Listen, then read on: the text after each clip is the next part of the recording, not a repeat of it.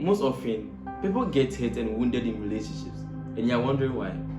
I'm here to make you understand why you are getting so hurt in the relationship that you are in. It's basically because of this act of transactional love that is based on certain expectations that you have built for yourself and certain conditions. See, your act of love is not supposed to be based on any condition or any expectation.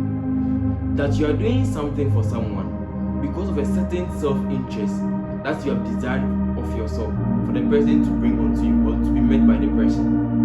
And when you do that, you bring yourself in a certain position to be betrayed, to be hurt. Because I can't guarantee you that others can meet up all your expectations and all the desires of your heart. So then, in the Bible, Romans chapter 13, verse 8, he misunderstands something, that we should owe no man anything except love. By so doing, we will fulfill the requirements of the law.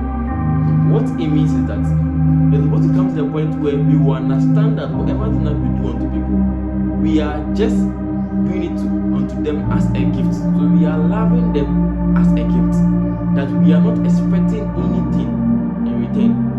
They don't owe us anything. What we owe them is rather love. It's rather love.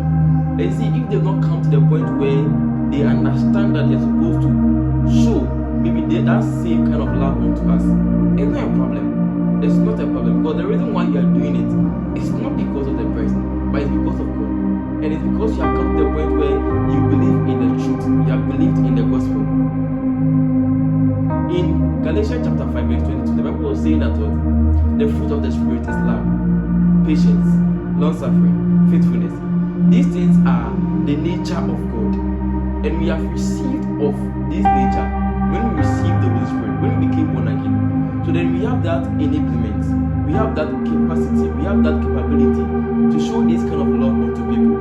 Now, if we want to dive into that kind of love that the Bible was talking about, you should understand that in the Greek perspective, or from the Greek background, that love is agape, which is an unconditional love, meaning that our love is not based on any expectation, it's not based on any conditions.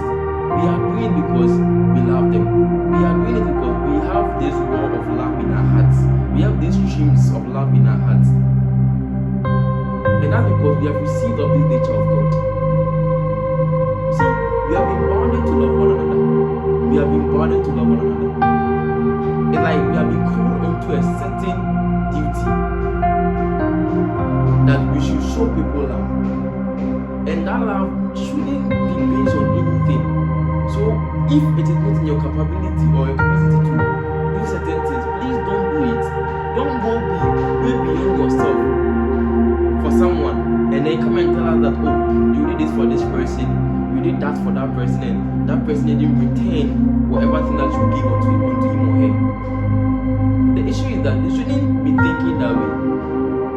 What you should be thinking is that you are just doing your God-given kind of thing. Like you are coming to that point that whatever thing that you are showing unto the believer is embedded in faith and in truth, and it is righteousness. That whatever thing that you are doing is not so that you get something from that person. It's not so that you manipulate the ways of that person towards you. It's not so that you get certain expectations to be met by that person. Or you get yourself hurt, you continue to suffer for something that you might be thinking that maybe you are not at fault with. But the issue is that you are actually at fault. And stop thinking that no one will understand you. The issue is that if you can't do something for the other partner as just a believer or a fellow brother or a fellow Christian, then please don't do it.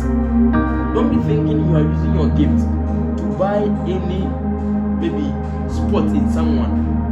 That's manipulation and that's witchcraft. You shouldn't be doing some things. You shouldn't be thinking in that perspective. Try and do things within the capability of righteousness, within the scope of scriptures, within the state of genuineness, within the state of a certain unconditional love. So that when someone betrays you, it will not be that, oh, I did this for him, I did this for her, but then this is what he could pay me off. See, no one owes you anything except love. Do you understand? But then as believers, we have taken it upon us. It's our duty. Even our enemies. See, the Bible was talking about the fact that how even when we were just sinners, Christ died for us. God sent his Holy Begotten Son to come and die for us. So the majority of the people outside there, majority of the people in the world, might not be deserving our love. But it shouldn't be the reason why we do not love them. I want you to understand what I'm trying to say. Shalom. Thank you very much for your time. Thank you for subscribing to the video. Thank you for sharing the video on to others too, so that they will be blessed, so that their souls will be healed also. Bye.